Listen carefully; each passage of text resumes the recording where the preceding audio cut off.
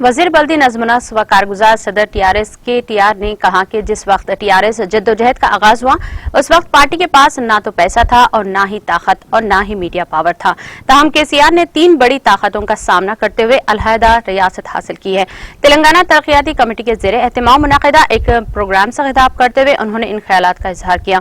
उन्होंने कहा कि तेलंगाना के लिए केसीआर ने उस वक्त की तेलुगु देशम हुकूमत के 3 ओहदों से इस्तीफा दे दिया था ताकि अवाम को फिर से भरपूर एतमाद दिलाया जा सके।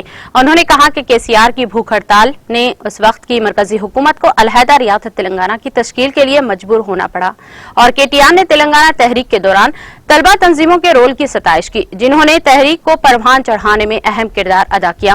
इसके साथ साथ सहाफियों और उकला के किरदार को भी उन्होंने सराहाया। సరిగ్గా నెల 15 రోజుల తర్వాత టీఆర్ఎస్ పార్టీ ఆవిర్భవించి 2 దశాబ్దాలు నిండా వస్తా ఉన్నది. కరెక్ట్ గా 20 సంవత్సరాలు నిండా వస్తా ఉన్నది. ఏప్రిల్ 27, 2021 నాటికి సరిగ్గా 20 ఏళ్లు నిండుతాయి టీఆర్ఎస్ పార్టీకి. నేను మిత్రులందరూ మీరు బుద్ధిజీవులు, విద్యావంతులు కాబట్టి ముందుగా భవిష్యత్తు గురించి, వర్తమానం గురించి మాట్లాడే ముందు ఒక్కసారి గతం గురించిన కొన్ని జ్ఞాపకాలు నేను మీకు గుర్తు చేయదలుచుకున్నాను. గత స్మృతులు కూడా ఒక్కసారి మీరు కూడా గుర్తు చేసుకోవాలని చెప్పి కూడా నేను కోరుతా ఉన్నా. ఒకసారి ఆలోచించండి దయచేసి. 1999, 2000 సంవత్సరం ఆ ప్రాంతంలో కేసీఆర్ గారు ఆనాడు, ఈరోజు వారి పేరు కేసీఆర్ గాని ఆనాడు వారి పేరు ఇక్కడ మెదక్ జిల్లా నుంచి ఉన్న మిత్రులకు తెలుసు. చంద్రశేఖరరావు గారు మాత్రమే, చంద్రశేఖరరావు అనే పేరుతో మాత్రమే మెదక్ జిల్లాలోని మిత్రులందరికీ సుపరిచితం. బయట రాష్ట్ర వ్యాప్తంగా ఆనాడు ఆయన ఒక డిప్యూటీ స్పీకర్ గా, మంత్రిగా, రాష్ట్ర మంత్రిగా పనిచేసిన రాష్ట్ర వ్యాప్తంగా ఒక పెద్ద ఇమేజ్ ఉన్న నాయకుడు ఆనాడు కాదు.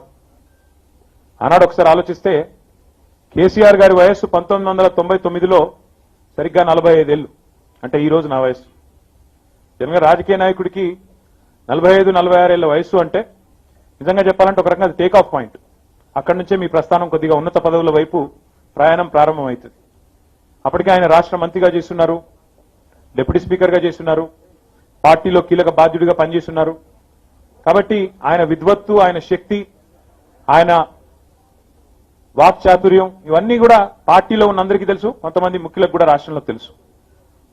కానీ ఆనాడు ఆయన ఎప్పుడైతే తెలంగాణ రాష్ట్ర ఏర్పాటు కోసం ఈ వయస్సులో నేను నడుం బిగిస్తాను, తెలంగాణ ప్రజలందరినీ ఏదో నాటికి ఒక శక్తిగా మలిచి అల్టిమేట్ గా పార్లమెంటరీ ప్రజాస్వామ్య వ్యవస్థలో పార్లమెంటు ద్వారానే రాష్ట్రాన్ని నేను సాధిస్తాను అని చెప్పి నడుం బిగించినప్పుడు రాష్ట్రంలో బహుశా కొద్ది మంది మాత్రమే ఆయన వెంట నడిచిన వాళ్ళు, కొద్ది మంది మాత్రమే ఆయన వాదనను విశ్వసించిన వాళ్ళు తప్ప మిగతా వాళ్ళందరూ కూడా ఎందుకులే మనకు అన్న మాట మాట్లాడిన వాళ్ళు ఎక్కువ. అందులో ఆయన ఎప్పుడు ఒక మాకు ఉదాహరణ చెప్తా ఉంటారు. ఆయన మిత్రుడు ఒక ఆయన పేరు భూపతి రెడ్డి గారు. భూపతి రెడ్డి గారు ఒక టీచర్, కేసీఆర్ గారికి మిత్రుడు, సిద్దిపేట, తడకపల్లి అనుకుంటా. భూపతి రెడ్డి గారు ఒకసారి కేసీఆర్ గారి దగ్గరికి వచ్చినారు ఆనాడు.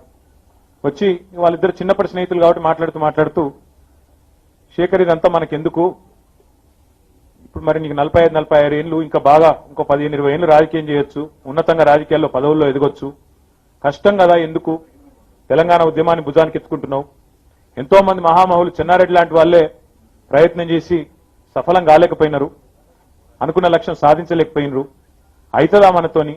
ఎందుకు నీకు ఈ బాధ? ఇప్పుడు మీ కుటుంబ సభ్యులు, ఇంకా ఇతరులు, మీ ఫ్రెండ్స్ కూడా అందరం అనుకుంటున్నాం మేము, ఎందుకు, అవసరమా? వాళ్ళు కావాలంటే ఏ పదవి అంటే ఆ పదవి ఇచ్చేందుకు వాళ్ళు రెడీగా ఉన్నారు కదా ఇప్పుడు ప్రభుత్వంలో.